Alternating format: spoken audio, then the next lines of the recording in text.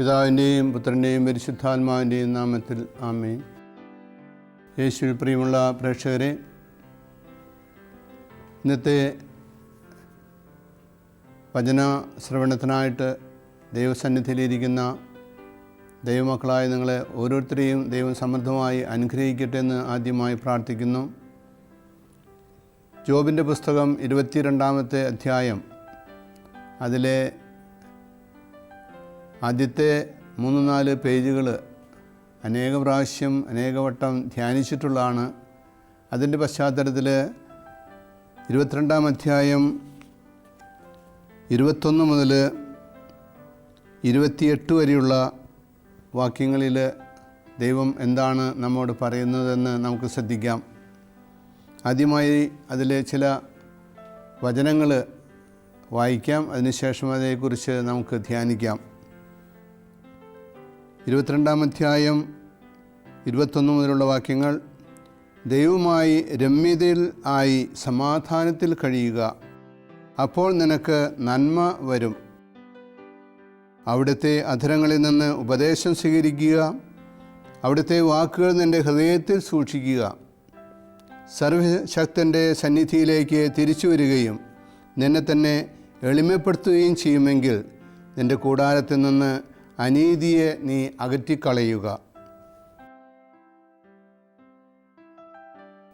ഒരു 1.5 മണിക്കൂർ ധ്യാനിക്കാവുന്ന കാര്യങ്ങളാണ് ഇത്രയും വചനങ്ങളിൽ പറഞ്ഞിരിക്കുന്നത്. ഇതിന് ശേഷമുള്ള വചനങ്ങൾ അതിനേക്കാളും മനോഹരമാണ്. കാരണം അതിൻ്റെ മധുരം, അതിൻ്റെ ലഹരി ഞാൻ പല പ്രാവശ്യം ആസ്വദിച്ചിട്ടുള്ളതാണ് പള്ളിയിൽ വെച്ച് ഇരുന്ന് ധ്യാനിക്കുമ്പോൾ. ഇവിടെ പറയുന്നത് ദൈവമായി രമ്യതയിൽ ആകണമെന്നാണ്. രമ്യതയിലാകാൻ വേണ്ടിയിട്ട് 3 ആഴ്ചയെങ്കിലും കൂടുമ്പോൾ ഞാൻ കുമ്പസാരിക്കാറുണ്ട്. അപ്പോൾ നിങ്ങൾ വിചാരിക്കും, ഈ അച്ഛനും നല്ലപോലെ പാപമൊക്കെ ചെയ്യുന്നുണ്ടായിരിക്കും അല്ലേ, അതുകൊണ്ടായിരിക്കും 3 ആഴ്ച കൂടുമ്പോൾ കുമ്പസാരിക്കുന്നത്.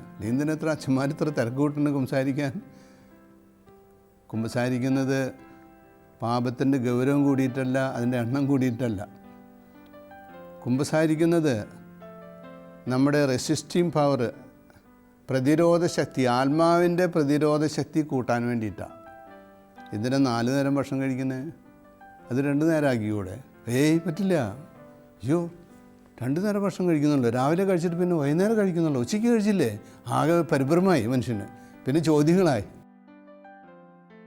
പലപ്പോഴും ഒരു നേരത്തെ ഭക്ഷണം കൊണ്ട് കർത്താവിൻ്റെ സന്ദേശം അറിയിക്കേണ്ട അവസരങ്ങൾ ഉണ്ടായിട്ടുണ്ട് എനിക്ക്. അപ്പോൾ അതുകൊണ്ട് വിശപ്പ് എന്താണ്, ദാഹം എന്താണ്, ക്ഷീണം എന്താണെന്ന് നല്ലപോലെ അറിയാം. അപ്പോൾ ഇവിടെ കുമ്പസാരിക്കുന്നത് പാപമോചനം കിട്ടാൻ വേണ്ടി മാത്രമല്ല. കുമ്പസാരിക്കാൻ പോകുന്നത്, ചിലർ പോകുന്നത് ലൈസൻസ് പുതുക്കാൻ പോകുന്ന പോലെ. ലൈസൻസ് പുതുക്കി കഴിഞ്ഞാൽ പിന്നെ 2 കൊല്ലത്തേക്ക് ഒന്നും നോക്കണ്ട, സുഖമായിട്ട് ഓടിക്കാം. വല്ല അപകടം വന്നാൽ പോലീസ് കേസെടുക്കും, അത്ര മാത്രമേ ഉള്ളൂ. വലിയ പ്രശ്നം ഉണ്ടാവില്ല. പ്രതിരോധ ശക്തി ഉണ്ടെങ്കിൽ എന്ത് സംഭവിക്കും? നമ്മളെ ചുറ്റി വളഞ്ഞ് നടക്കുന്ന പിശാചുക്കൾ ഇന്ന് കൂടുതലാണ്. ഇന്ന് കൂടുതലെന്ന് പറഞ്ഞാൽ ഇന്നലെയും മിനിഞ്ഞാന്നും തുടങ്ങിയതല്ല. ഇത് തുടങ്ങിയിട്ട് ഒരു 25 വർഷമായി. 25 വർഷം മുൻപ് നമ്മുടെ നാട്ടിൽ ഗോഡ്സ് ഓൺ ലാൻഡ് എന്ന് പറയുന്ന നമ്മുടെ നാട്ടിൽ സാത്താന് വലിയ സ്വാധീനമില്ലായിരുന്നു. അവന് സേ ഇല്ലായിരുന്നു. സേ ഇല്ല എന്ന് പറഞ്ഞാൽ അവന് സ്വാധീനമില്ല, പറഞ്ഞ് ധരിപ്പിച്ച് ആളുകളെ വഴിതെറ്റിക്കാനായിട്ട്. ഇന്ന് അങ്ങനെയല്ല. അതിനുള്ള തെളിവാണ് പത്രത്തിൽ കാണുന്നത്. കഴിഞ്ഞ ആഴ്ചയിൽ പത്രത്തിൽ സഹോദരൻ സഹോദരനെ കൊന്നു, മകൻ അമ്മയെ കൊന്നു. ഇതിനേക്കാൾ ഭയാനകമായിട്ടുള്ള വാർത്തകൾ എവിടെ കേൾക്കേണ്ടത്? 3 വർഷം ലണ്ടനിൽ താമസിച്ചിട്ട് ഞാൻ കേട്ടിട്ടില്ല.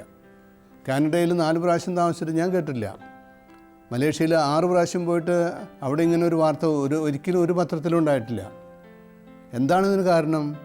1 പത്രോസിൻ്റെ ലേഖനം 5-ാമത്തെ അധ്യായം 8-ാമത്തെ വാക്യത്തിൽ പറയുന്നു, സാത്താൻ അലർന്ന സിംഹത്തെ പോലെ ഉഴറി നടക്കുകയാണ്. എന്തിനു വേണ്ടിയാണ്? ആരെ വിഴുങ്ങണമെന്ന് വിചാരിച്ചിട്ട്. എങ്ങനെയും ആരെങ്കിലും വിഴുങ്ങി അവൻ്റെ ആത്മാവിനെ നശിപ്പിച്ചാലേ അവന് സന്തോഷമുള്ളൂ, സമാധാനമുള്ളൂ. ദൈവം ആ സമയത്ത് കരയുകയാണ്. എത്രയോ പുണ്യവതിമാർക്ക് പ്രത്യക്ഷപ്പെട്ടിട്ട് പറഞ്ഞിരിക്കുന്നു, എൻ്റെ ഹൃദയം വേദനിക്കുകയാണ്. എന്തിനാ ഞാനിവിടെ നിന്ന് പ്രസംഗിക്കുന്ന ഈ ഡിവൈനിലെ മെയിൻ സ്റ്റേജിൽ പ്രസംഗിക്കുമ്പോൾ, ശുശ്രൂഷ ചെയ്യുമ്പോൾ ആരാധന എഴുന്നള്ളിച്ച് വയ്ക്കാൻ പറഞ്ഞു. എഴുന്നള്ളിച്ച് വെച്ചു. അത് കഴിഞ്ഞ് അതിൻ്റെ വടക്ക് വശത്തുള്ള കൊച്ചു മുറിയിൽ നിന്നുകൊണ്ട് ഞാൻ ഈശോയെ നോക്കുകയാണ്. അരളിക്ക് വലുതായതുകൊണ്ട് എനിക്ക് തിരുവോസ്തി കാണാം. പക്ഷെ ഞാൻ തിരുവോസ്തി അല്ല കണ്ടത്. കുരിശിൽ പെടഞ്ഞ് രക്തം ചിന്തി പെടഞ്ഞ് നിൽക്കുന്ന ഈശോ, കിടക്കുന്ന ഈശോ. എനിക്ക് ആകപ്പാട് പരിഭ്രമമായി, സങ്കടമായി. ഞാൻ അവിടെ നിന്ന് ഓടി ആ ഹാളിൻ്റെ മുൻവശത്ത് വന്നു നിന്നപ്പോൾ ഒരു 5 സെക്കൻഡോട് ആ ദൃശ്യം അവസാനിച്ചു. സാധാരണഗതിയിൽ വെളുത്ത അപ്പമായി. അതെന്താ കാണിക്കുന്നതെന്ന് ഞാൻ ചോദിച്ചു, കർത്താവിനോട് പ്രാർത്ഥിച്ചു. 5-6 മാസം കഴിഞ്ഞിട്ടാണ് എനിക്കതിൻ്റെ പൊരുൾ കിട്ടിയത്. ദൈവം മനുഷ്യരുടെ പാപം കണ്ട്, ലോകത്തിൻ്റെ ദുഷ്ടത കണ്ടിട്ട്, അതിക്രമങ്ങൾ കണ്ടിട്ട് വേദനിക്കുകയാണ്, കരയുകയാണ്. എന്താ കരയാൻ കാരണം? മനുഷ്യനെ സ്വന്തം ഛായയിലും സാദൃശ്യത്തിലും സൃഷ്ടിച്ചിട്ട് മനുഷ്യന് ഭാവനയെ കാണാവുന്നതിൽ ഉപരിയായിട്ട് ദൈവം ലോകത്തെ മനോഹരമായി സൃഷ്ടിച്ചു. 22 പ്രാവശ്യം വിദേശ രാജ്യങ്ങളിൽ ഞാൻ യാത്ര ചെയ്തിട്ടുണ്ട്. 13 രാജ്യങ്ങളിൽ 22 പ്രാവശ്യം. അപ്പോഴൊക്കെ അതിശയകരമായ ദൃശ്യങ്ങളാണ് ഓരോ രാജ്യത്തും കാണുന്നത്. മലേഷ്യയിലെ പെനാങ് എന്ന് പറഞ്ഞ സ്ഥലത്ത് പോയാൽ നിങ്ങളവിടെ നിന്ന് പോരില്ല. ബോംബെയിലെ ഭയന്തത് കഴിഞ്ഞിട്ട് ഭാട്ടിയ, ഉത്തൻ, ഗോരൈ എന്ന് പറയുന്ന കൊച്ചു ഏരിയ ഉണ്ട്, കൊച്ചു പട്ടണങ്ങളുണ്ട്. വളരെ കൊച്ചു പട്ടണങ്ങൾ, എന്നാൽ വനം കൊണ്ട് നിറഞ്ഞ, എന്നാൽ തനി ഗ്രാമ അന്തരീക്ഷമുള്ള സ്ഥലങ്ങളാണിതെല്ലാം. അതിൻ്റെ കുറച്ചുകൂടി മുന്നോട്ട് പോയാൽ മനോഹരമായ കടൽ തീരം, അതിൻ്റെ അടുത്തൊരു കുന്ന്, അതിൻ്റെ മുകളിൽ വലിയൊരു ദേവാലയം.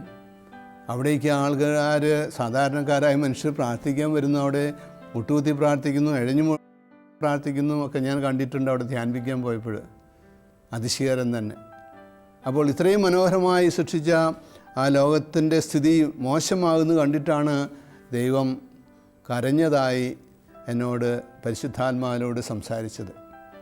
അതിൽ പിന്നെ ഞാൻ ഈ കരുണ കൊന്തയൊക്കെ കൂടുതൽ ചൊല്ലാൻ തുടങ്ങി. രാവിലെ 1-2 ചൊല്ലും, വൈകുന്നേരം 2 ചൊല്ലും, അങ്ങനെ 4 മാതാവിനോട് പ്രാർത്ഥിച്ചു, ദൈവമേ ലോകത്തിൻ്റെ ഈ ദയനീയ അവസ്ഥയിൽ നിന്ന്, പ്രത്യേകിച്ച് ഈ രാജ്യത്തിൻ്റെ ദയനീയ അവസ്ഥയിൽ നിന്ന് മാറ്റണമേ, അതിനെ വിടുതലാക്കണമേ, പൈശാചികതയിൽ നിന്ന് അതിനെ വിടുതലാക്കണമേ. എന്തുകൊണ്ടാണ്? ഞാനിവിടെ ജനിച്ചു വളർന്ന ആളാണ്. ഈ നാടിൻ്റെ ഭംഗിയും ഈ നാട്ടിലെ മനുഷ്യരുടെ നന്മയും ധാരാളം കണ്ടു വളർന്ന ആളാണ്. ഇവിടുത്തെ ദാരിദ്ര്യവും കഷ്ടപ്പാടും അധ്വാനവും, ഇവിടുത്തെ മനുഷ്യരുടെ സൗന്ദര്യവും, ഇവിടുത്തെ മനുഷ്യരുടെ ബുദ്ധിശക്തിയും സാമർഥ്യവും ഒക്കെ ഒത്തിരി കണ്ടതാണ്, വിലയിരുത്തിയിട്ടുള്ളതാണ്. വിദേശ രാജ്യങ്ങളിൽ പോയി സായിപ്പന്മാരെയും മദാമകളെയൊക്കെ ധാരാളം കണ്ടിട്ടുണ്ടെങ്കിലും നമ്മുടെ നാടിന് അതിൻ്റേതായ ഒരു പ്രത്യേകതയുണ്ട്. ആ ശാലീനത പൂർണ്ണമായിട്ടും നശിച്ചു കഴിഞ്ഞിരിക്കുകയാണ്. അതിനെ വീണ്ടെടുക്കാൻ വേണ്ടിയിട്ട്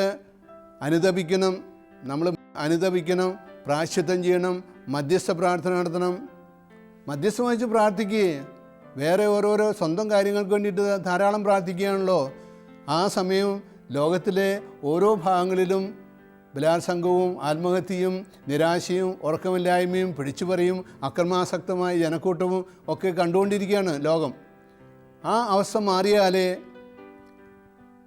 ഇവിടെയുള്ള മനുഷ്യർ രക്ഷയിലേക്ക് അടുക്കുകയുള്ളൂ, തമ്പുരാനിലേക്ക് അടുക്കുകയുള്ളൂ, തമ്പുരാനെ അറിയുള്ളൂ, തമ്പുരാനെ ലയിക്കുകയുള്ളൂ. മരിച്ചു കഴിയുമ്പോൾ മരണത്തെക്കുറിച്ച് എനിക്ക് പേടിയില്ല. കാരണം ഈശോയ്ക്ക് വേണ്ടിയാണ് ഈ 48 വർഷവും ജീവിച്ചിട്ടുള്ളത്, സന്യാസ വൈദികനായതിനു ശേഷം. അപ്പോൾ കർത്താവിൻ്റെ കൂടെ ആയിരിക്കാൻ ആൾക്കാർ കുറഞ്ഞു വരുന്നു. നരകത്തിലേക്ക് മനുഷ്യർ കൂടുതൽ പോകുന്നു, സാത്താൻ്റെ കൂടെ പോകുന്നു എന്ന് കാണുമ്പോൾ ദൈവം കരയുകയാണ്, വേദനിക്കുകയാണ്. അതിന് ഇനി മുതൽ ചെയ്യേണ്ടത്, സർവ്വശക്തൻ്റെ സന്നിധിയിലേക്ക് നീ തിരിച്ചു വരിക, നിന്നെ തന്നെ എളിമപ്പെടുത്തുക, നിൻ്റെ കൂടാരത്തിൽ നിന്ന് അനീതിയെ നീക്കുക.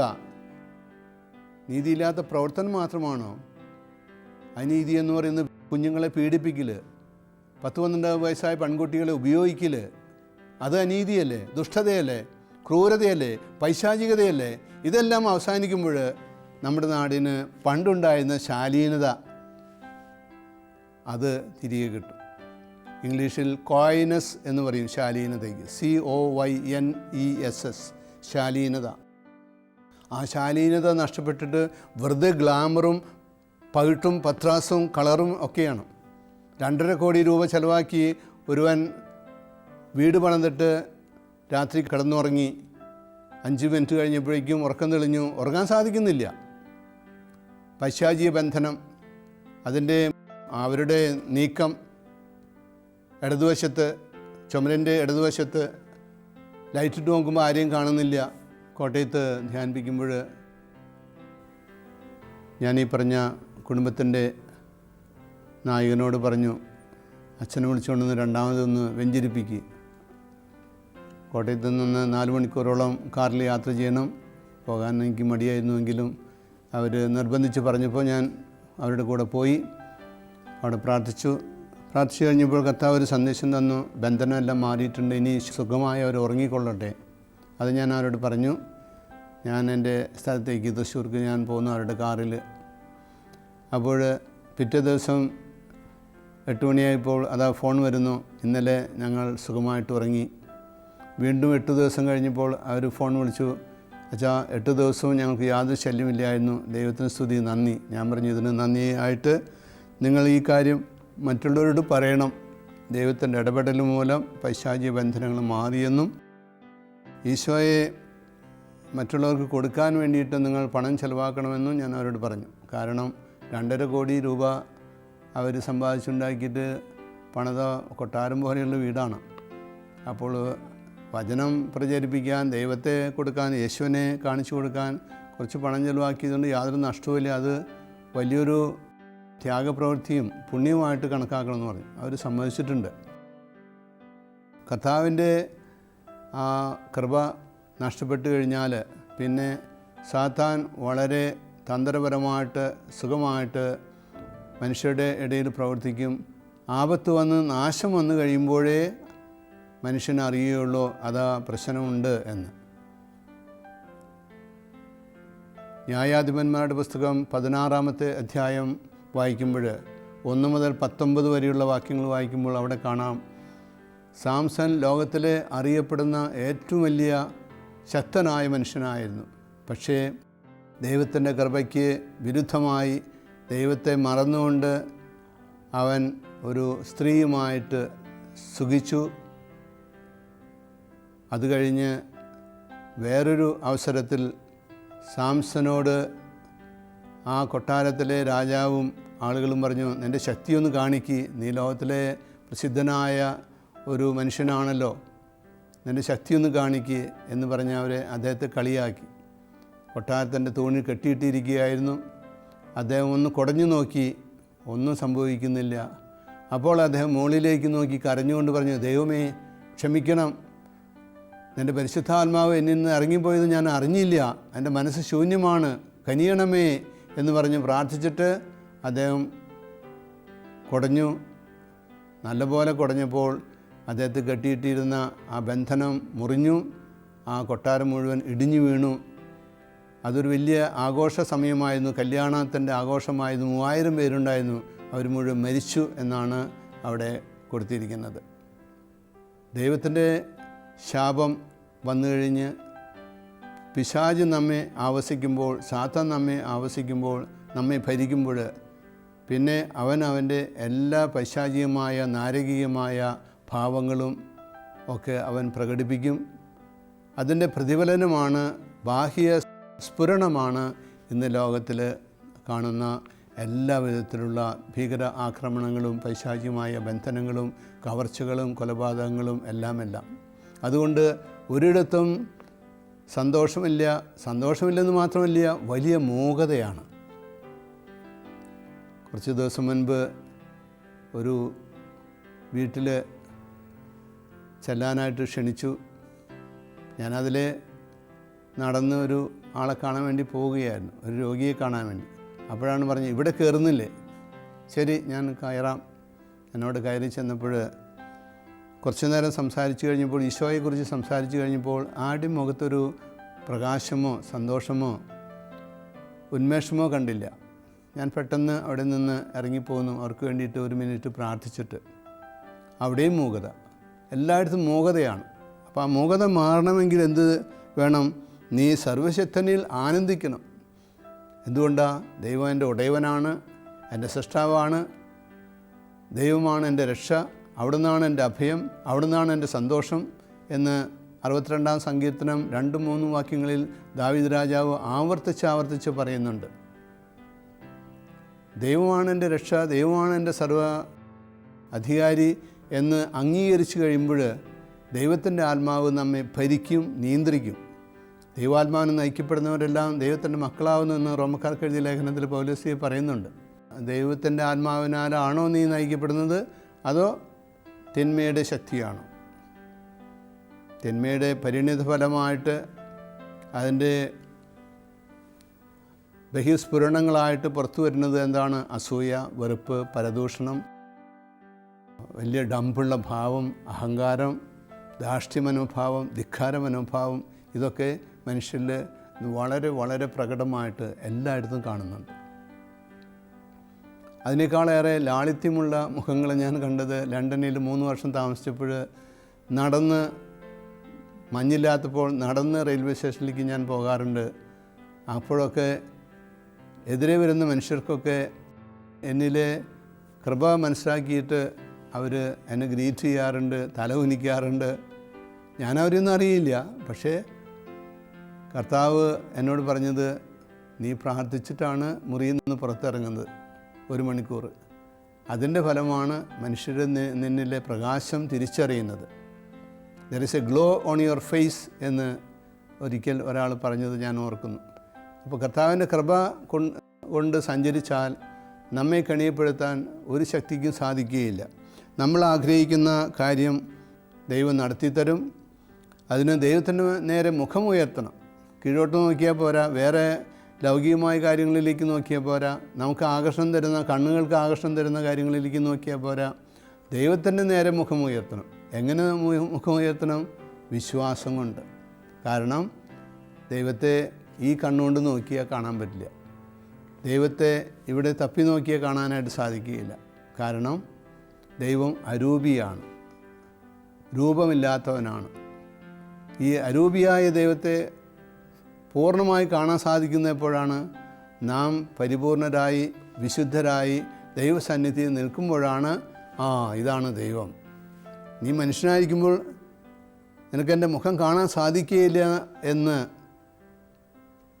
അബ്രാഹത്തോടും മോശയോടും ഒക്കെ ദൈവം പറഞ്ഞിട്ടുണ്ട്. എന്താ കാരണം? നീ എൻ്റെ മുഖം കണ്ടാൽ അവിടെ നീ മരിച്ചു വീഴും. കാരണം നിൻ്റെ മാനുഷികമായ മുഖവും ഭാവവും വികാരവും ഒക്കെയാണ് നിനക്കുള്ളത്. അപൂർണതയുള്ള വ്യക്തിത്വമാണ് നിനക്കുള്ളത്. അതുകൊണ്ടാണ് നീ എൻ്റെ മുഖം ദർശിക്കുകയില്ല, നീ എൻ്റെ പാർശ്വഭാഗം കാണും. ഞാൻ ഹോറിബ് മലയിലൂടെ കടന്നു പോകുമ്പോൾ നിനക്ക് എൻ്റെ പാർശ്വഭാഗം കാണാൻ സാധിക്കും എന്ന് മോശയോട് കർത്താവ് പറഞ്ഞിട്ടുണ്ട്. അപ്പോൾ കർത്താവിൻ്റെ നേരെ മുഖമുയർത്തി കഴിയുമ്പോൾ എന്ത് സംഭവിക്കും? നീ പ്രാർത്ഥിക്കുകയും യാചിക്കുകയും ചെയ്യുന്നത് ദൈവം ശ്രവിക്കും. ദൈവം ആ അനുഗ്രഹങ്ങൾ തരും. എപ്പോൾ തരും, എങ്ങനെ തരും എനിക്ക് പറയാൻ സാധിക്കില്ല. ഞാൻ ദൈവമല്ല.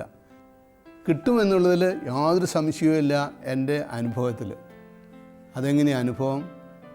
അനേക നേരം കർത്താവിനെ നോക്കിയിരുന്നിട്ട് എന്താ ചെയ്യുന്നത്? ഈശോയോട് സംസാരിക്കുകയാണ്. നോക്കിയിരുന്നിട്ട് ഈശോയോട് എന്താ പറയുന്നത്? എൻ്റെ വികാരങ്ങളും ആഗ്രഹങ്ങളും താല്പര്യങ്ങളും പറയുന്നു. പിന്നെ പോരായ്മകളും ക്ഷമിക്കണമെന്ന് പറയുന്നു. എന്നിട്ട് നോക്കിയിരിക്കുന്നു. എത്ര നേരം നോക്കിയിരിക്കും? ചിലപ്പോൾ 3/4 മണിക്കൂർ, ചിലപ്പോൾ 1 മണിക്കൂർ. അതിനിടയ്ക്ക് മനസ്സിൽ തോന്നുന്ന നല്ല നല്ല കാര്യങ്ങൾ ഈശോയോട് പറയും. എങ്ങനെ പറയും? കിട്ടുമെന്നുള്ള ഉറപ്പോടുകൂടി പറയും. അപ്പോൾ നിനക്ക് കർത്താവ് എല്ലാ അനുഗ്രഹങ്ങളും തരും എന്നാണ് പറയുന്നത്. നീ തീരുമാനിക്കുന്ന കാര്യം നിനക്ക് സാധിച്ചു തരും. എപ്പോൾ സാധിച്ചു തരും, എങ്ങനെ സാധിച്ചു തരും? അത് ദൈവത്തിൻ്റെ കണക്കുകൂട്ടലാണ്. നമ്മുടെ കണക്കുകൂട്ടലനുസരിച്ച് കാത്തിരുന്നാൽ കിട്ടില്ല. അത് നമ്മെ നിരാശയിലേക്ക് കൊണ്ടുപോവുകയുള്ളൂ. പലരും പറയാറുണ്ട്, 2 മാസം പ്രാർത്ഥിച്ചിരുന്നു, ഒരു അനക്കമില്ലല്ലോ, ഒരു ഉത്തരം കിട്ടുന്നില്ലല്ലോ. ഞാൻ പറഞ്ഞു, വിലാപങ്ങളുടെ പുസ്തകം 3:26 വായിക്കാൻ. അവിടെ പറയുന്നത്, ദൈവത്തിന് വേണ്ടി ക്ഷമയോടുകൂടി കാത്തിരിക്കുന്നവർ ഭാഗ്യവാന്മാർ. എങ്ങനെ കാത്തിരിക്കുന്നു? ക്ഷമയോടുകൂടി കാത്തിരിക്കുന്നു. 17 ദിവസം തുടർച്ചയായി 3 മണിക്കൂർ നേരം പ്രാർത്ഥിച്ചിട്ടാണ് വെസ്റ്റ് ആഫ്രിക്കയിലെ ഘാന എന്നു പേരായ സ്ഥലത്തേക്ക് എനിക്ക് വിസ കിട്ടിയത്. കൊടുത്തു കഴിഞ്ഞിട്ട് ഇത് കൊടുത്തവർ പറഞ്ഞു 10 ദിവസം കഴിയുമ്പോൾ കിട്ടും, 15 ദിവസം കഴിയുമ്പോൾ കിട്ടും. ഇല്ല, 17 ദിവസം കഴിഞ്ഞു, 19 ദിവസം കഴിഞ്ഞു. 19-ാം ദിവസം ഞാൻ പ്രാർത്ഥിച്ചു, നല്ല പ്രത്യാശയോടുകൂടി പ്രാർത്ഥിച്ചു. അത് കഴിഞ്ഞ് കർത്താവിൻ്റെ മുമ്പിൽ മുട്ടുകുത്തി, അൾത്താരയുടെ മുമ്പിൽ മുട്ടുകുത്തി, കർത്താവെ ഒന്ന് അനുഗ്രഹിക്കുക, അങ്ങനെ പ്രാർത്ഥന ശ്രവിക്കുന്നുണ്ട് എന്നൊരു അടയാളം തരിക എന്ന് പറഞ്ഞ് തലകുനിച്ചു. ശിരസിൽ 3 വിരലുകൾ ഓടി. അതെനിക്ക് അനുഭവപ്പെട്ടു. എൻ്റെ ശരീരം മുഴുവൻ കോരിത്തരിച്ചു. മുട്ടിന്മേൽ നിന്ന് നിവർന്ന് നിൽക്കുന്ന സമയത്ത് ഉടനെ ഫോൺ വന്നു ഡൽഹിയിൽ നിന്ന്. അവർ പറഞ്ഞു, നിങ്ങളുടെ വിസ റെഡിയായിട്ടുണ്ട്, വരും. എപ്പോൾ വരും എന്ന് പറഞ്ഞില്ല. ഉടനെ ഒരു ഫോൺ വെച്ചു. പിറ്റേ ദിവസം 4 മണിയായപ്പോൾ വിസ വന്നു. അപ്പോൾ കർത്താവ് വേണ്ടതൊക്കെ തരും. കർത്താവിന് നേരെ മുഖമുയർത്തി കറയില്ലാതെ സംസാരിക്കുമ്പോൾ, നിഷ്കപടനായിട്ട് സഞ്ചരിക്കുമ്പോൾ കർത്താവ് അനുഗ്രഹിക്കും. എൻ്റെ കൂടെ നിഷ്കപടനായിട്ട് സഞ്ചരിക്കാനാണ് പറയുന്നത്. ഉൽപ്പത്തിയുടെ പുസ്തകം 17-ാമത്തെ അധ്യായം 1-ാമത്തെ വാക്യത്തിൽ. 2 പത്രോസിൻ്റെ ലേഖനം 3:14 പറയുന്നു, ബി സ്പോട്ട്ലെസ് ആൻഡ് ബ്ലെയിംലെസ്, കറയില്ലാത്ത കപടതയില്ലാത്ത മനുഷ്യനാകുക. അത് വളരെ ബുദ്ധിമുട്ടുള്ള സംഗതിയാണ് ഈ ലോകത്തിൽ. കാരണം എവിടെ നോക്കിയാലും, ഏത് മേഖലകളിൽ നോക്കിയാലും, ബിസിനസ്സിനായിരുന്നാലും സാധാരണ സമ്പർക്കങ്ങളിലായിരുന്നാലും എല്ലായിടത്തും കപടതയും വക്രതയും അഹങ്കാരവും ദാർഷ്ട്യമനോഭാവവും എല്ലായിടത്തും ഉണ്ട്. ഞാൻ ജയിക്കണം, ഞാൻ ആരാണെന്ന് അറിയാമോ, എനിക്കെല്ലാം അറിയാം, ഞാനെന്ന ഭാവം വളരെ വളരെ കൂടുതലാണ്, പണ്ടത്തേതിനേക്കാൾ കൂടുതലായിട്ട്. എനിക്കെല്ലാം അറിയാം, എൻ്റെ കയ്യിൽ കമ്പ്യൂട്ടറുണ്ട്, വാട്സാപ്പുണ്ട്, പിന്നെ എല്ലാവിധ നോളജും എനിക്കുണ്ട്.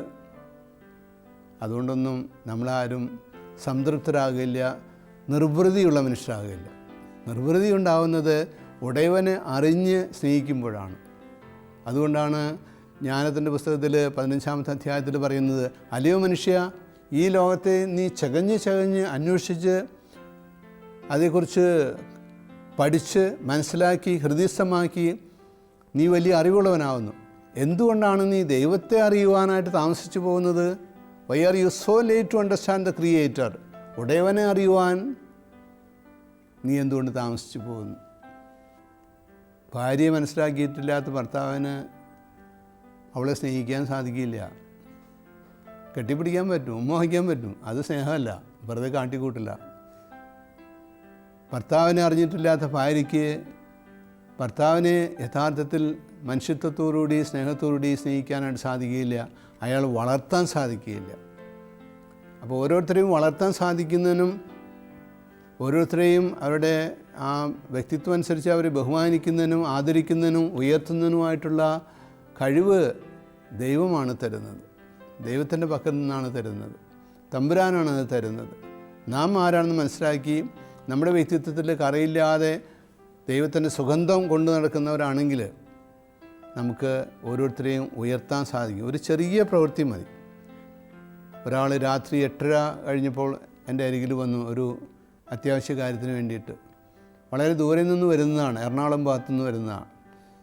ഞാൻ ആദ്യം കൊടുത്തത് നല്ല ചോറ് കൊടുത്തു, ഭക്ഷണം കൊടുത്തു. അപ്പോൾ അയാൾ പറഞ്ഞു, അച്ഛൻ ഒരപ്പൻ്റെ സ്നേഹത്തോടുകൂടിയാണല്ലോ എന്നോട് പെരുമാറുന്നത്. ഓ, ഇത് ഞാൻ പ്രതീക്ഷിച്ചില്ല. ചോറ് ഊണ് കഴിഞ്ഞപ്പോൾ അയാൾ വന്ന കാര്യം ഞാൻ നടത്തി കൊടുത്തു. അയാൾ സന്തോഷവാനായി പോയി. ബസ് സ്റ്റാൻഡ് വരെ ഞാൻ നടന്ന് ടൗണിലേക്ക് പോയി. അയാൾ ബസ്സിൽ കയറ്റി വിട്ടു. രാത്രി 10 മണിയോടുകൂടി വീട്ടിലെത്തിയപ്പോൾ അയാൾ ഫോൺ ചെയ്തു, അച്ഛാ ഒത്തിരി നന്ദി, ഇങ്ങനെയൊന്നും മനുഷ്യർ സ്നേഹിക്കുന്നതായിട്ട് ഞാൻ കണ്ടിട്ടില്ല. ഞാൻ പറഞ്ഞു, അത് സ്വാഭാവികമായിട്ട് എൻ്റെ പ്രവൃത്തിയിലൂടെ വരുന്നതാണ്. അത് ദൈവം തന്നൊരു കഴിവാണ്, ദൈവത്തിൻ്റെ കൃപയാണ്. അപ്പോൾ ദൈവത്തിൻ്റെ കൂടെ സഞ്ചരിച്ച് സർവശക്തനെ അറിഞ്ഞ് മനസ്സിലാക്കി ജീവിക്കാനായിട്ട് പരിശ്രമിക്കണം. അതിന് ജീവിതത്തിൽ നിന്ന് അത്യാവശ്യമായിട്ട് വേണ്ടത് നമ്മുടെ അഴുക്കുകൾ മാറ്റുക, അനീതിയെ മാറ്റുക.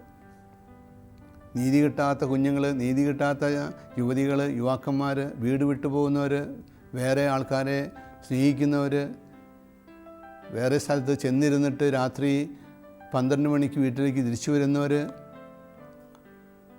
കൊക്കൈൻ തുടങ്ങിയ സാധനങ്ങൾ ഉപയോഗിച്ച് സുബോധമില്ലാതെ വീട്ടിലേക്ക് വരുന്നവർ, ഭക്ഷണം കഴിക്കാത്തവർ, വീട്ടിലുള്ളവരോട് മിണ്ടാത്തവർ. എന്താണതിന് കാരണം? തിന്മയുടെ സ്വാധീനമാണ്, പാപത്തിൻ്റെ സ്വാധീനമാണ്. ദൈവത്തെ അറിയുകയോ ദൈവത്തെ അറിയുവാനായിട്ട് ആ വീട്ടിലുള്ളവർ സഹായിക്കുകയോ ചെയ്യാത്ത ഒരു നല്ല പഠിപ്പുള്ള ഒരു യുവാവിനെ ഞാൻ കണ്ടെത്തുകയുണ്ടായി ഈയിടെ. ഞാൻ പറഞ്ഞു, ദൈവത്തിൻ്റെ നേരെ മുഖമുയർത്തി തമ്പുരാനോട് ചേർന്ന് നിൽക്കുമ്പോൾ നിനക്ക് എല്ലാം കിട്ടും. ഇപ്പോൾ നഷ്ടപ്പെട്ട ജോലി കിട്ടും, പേടിക്കേണ്ട. ഞാൻ പറഞ്ഞ പോലെ അയാൾ ചെയ്തു. ഒരാഴ്ച കഴിഞ്ഞപ്പോൾ വെള്ളിയാഴ്ച അയാൾക്കൊരു കത്ത്, ജോലിക്ക് ഹാജരാകണം ഒരു സ്ഥലത്ത്. ഹാജരായി. ഇപ്പോൾ വളരെ സന്തോഷവാനായിട്ട് ജീവിക്കുകയാണ്. നഷ്ടപ്പെട്ട ആ സന്തോഷം വീണ്ടെടുക്കാനായിട്ട് സാധിച്ചു ദൈവത്തിൻ്റെ നേരെ മുഖമുയർത്തിയപ്പോൾ. 34-ാം സങ്കീർത്തനം 5-ാമത്തെ വാക്യത്തിൽ പറയുന്നു, അവിടുത്തെ നോക്കിയ പ്രകാശിതരായി. നല്ല കള്ളൻ അങ്ങനെ സ്വർഗം കിട്ടി, വെറുതെ നോക്കിയതേ ഉള്ളൂ.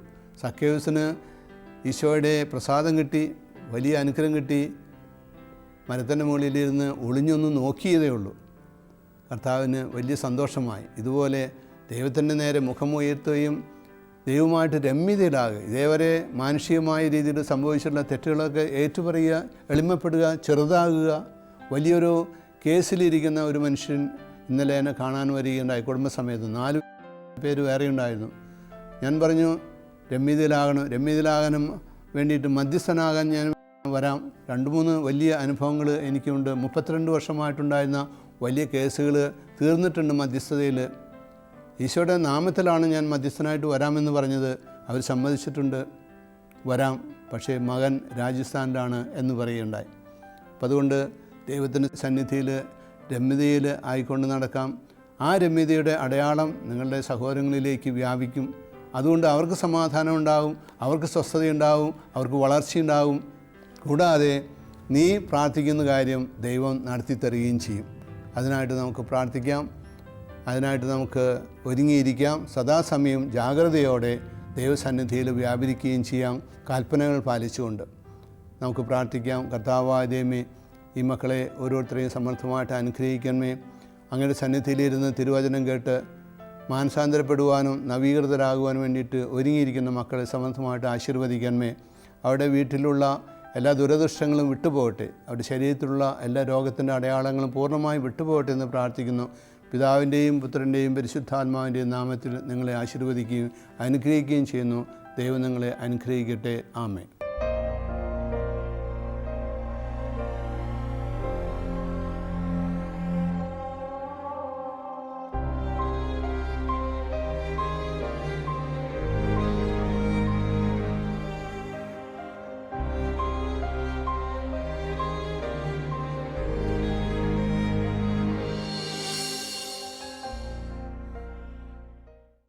വിശദ വിവരങ്ങൾക്ക് director, divine vision, divine retreat centre, Muringoor, Chalakudy 680316, Kerala, south India. Telephone 0091 480 270 8098, 0091 480 270 2613.